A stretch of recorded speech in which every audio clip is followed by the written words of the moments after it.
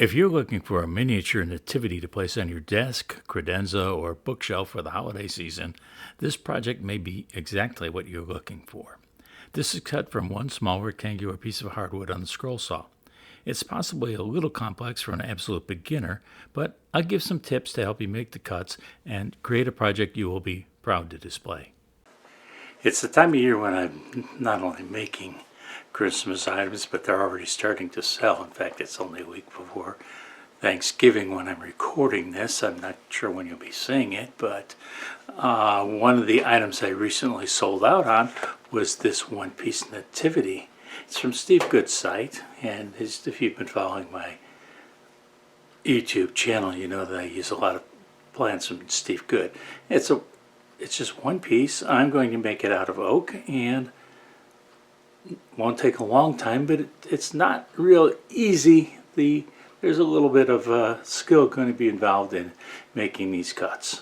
I already have the pattern attached to the wood because I had to quickly make one of these. The inventory on my Etsy site showed that I had one in stock, but I had none. Someone ordered one, so I had to make one quickly to fill that. I cut and placed the patterns for two, though, so now I have the time to record as I make the project. Don't let your first look at the pattern fool you. There are only two pilot holes for the interior cuts, but those cuts will be challenging. This is 3/4 inch thick red oak, and I'm using a number 9 Pegasus modified geometry blade. A number 7 blade may have been a better choice because of the detail in this pattern, but I have enough experience to know I can do this with a number 9 blade, and the larger blade will cut faster. For a complete discussion on blade size choice, I left a link to my video on the subject on both the screen and in the description. I started cutting with the interior of the star, the smaller of the two interior cuts. I've cut enough of these to have developed an excellent way to make the sharp points on the star's interior. After threading the blade through the pilot hole, I cut down the near side to the point. Then, rather than trying to make that painfully tight angle, I backed the blade back to the pilot hole. From there, I cut to the next line over and followed that to the same point where the first line ended. As I reached the point, the waste material from that cut caught on the blade and popped out of the workpiece.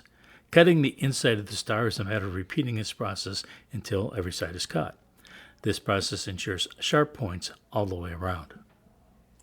The other inside cut will take considerable skill and patience. I threaded the blade through the pilot hole and then cut to the nearest corner. I'd chosen that location for the pilot hole because it was a good place to start.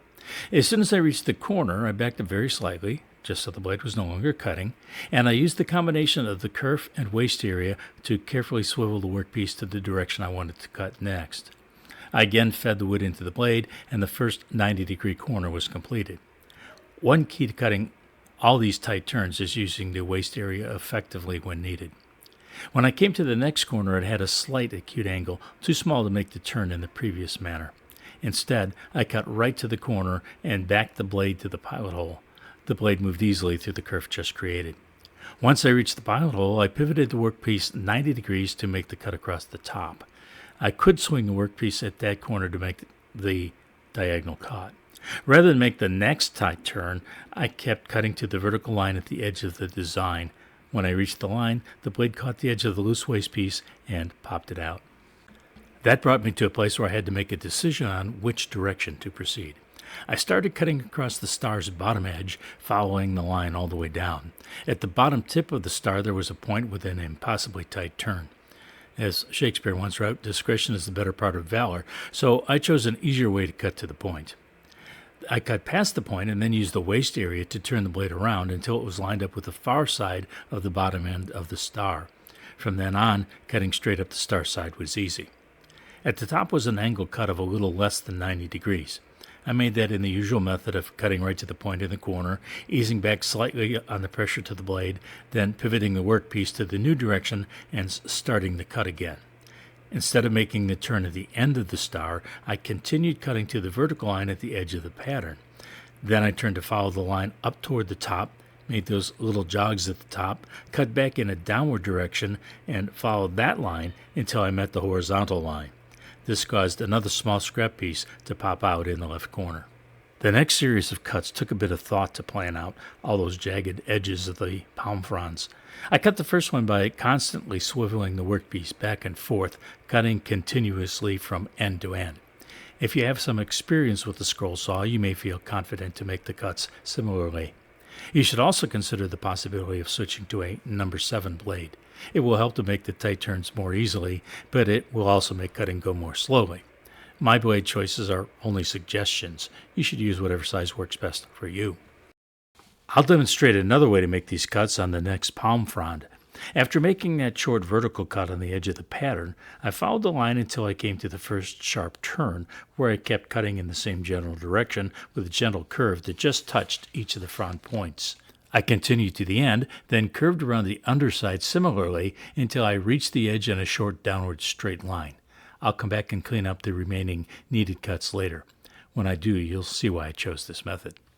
I skipped showing me cutting the next section since it was a repeat of what I'd done before. I'm now cutting Joseph's outline at the bottom of the left side. The first part of the cut is easy, but some detail on his face will require careful cutting. Joseph's hands will require some detail as well. There were no fine details to cut on the manger and the baby Jesus. Mary's face and hands will also require some care, so none of the details are lost. They add realism to the scene. I skipped another section of uneventful cutting, and now I'll show another way to handle all those close-together turns. I cut up the line on the right edge of the palm tree until I came to the place where the cut line changed direction to the left. Then I backed about halfway down the side, stopped, pivoted the workpiece, and cut across to remove a waste section. I returned to the tip of the palm frond and made all the cuts with lines facing in the same direction until I reached the point in the corner, which caused another piece of scrap to pop out. Rather than making tight turns or maneuvering through waste material, I can now come in from empty space. You can see how quickly it goes to make those cuts on the other side to meet the end of the first cuts in the other direction. I now have a series of cuts that produce nice sharp edges and several little pieces of scrap to remove. For the remaining right side of the nativity scene, I took the easy route of cutting a curve to touch all the edges of the palm fronds.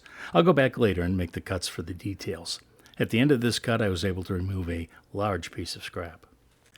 Now that the ample negative space in the middle was removed, I cleaned up all the little details. But now, rather than having to make countless directional changes or cut through scrap to make turns, I could quickly make short cuts from different directions to create all the details on the palm fronds. Overall, I think this method creates the sharpest points and doesn't require as much skill or concentration as just following the line all the way around. The rest of the inside cutting was a repetition of the steps just described. Now it's time for the outside cut. It's just a rectangle with a star on top, and I'll start with the star. Since the points of the star are all near the edges of the workpiece, I elected to start all but the last cut on the outside edge and follow the line to the point where direction change was needed. Then, rather than make a sharp turn, I backed the blade to the outside and started cutting in again on the following line. This gave me very sharp interior angles. I made the last cut on the star by cutting into the point of the angle, pivoting the workpiece, and then cutting past the line to the edge of the workpiece. This would ensure a perfect 90-degree corner there. The final cuts were straight lines at either side of the frame, so I completed those quickly. I pulled off the scroll saw tape and pattern. Only some light sanding will be required, and then it will be ready for a couple of coats of warm satin spray polyurethane. That's a wrap on another project. This required skill and patience to achieve the desired results, but I think it was well worth the effort. This piece is small enough to display in numerous places, and it projects the true spirit of Christmas, the birth of our Lord and Savior, Jesus Christ. I always welcome and respond to comments. Please subscribe and hit the notification bell if you haven't already done so. But if you just can't wait for my next video, a couple of suggestions for what to watch next are on the screen now.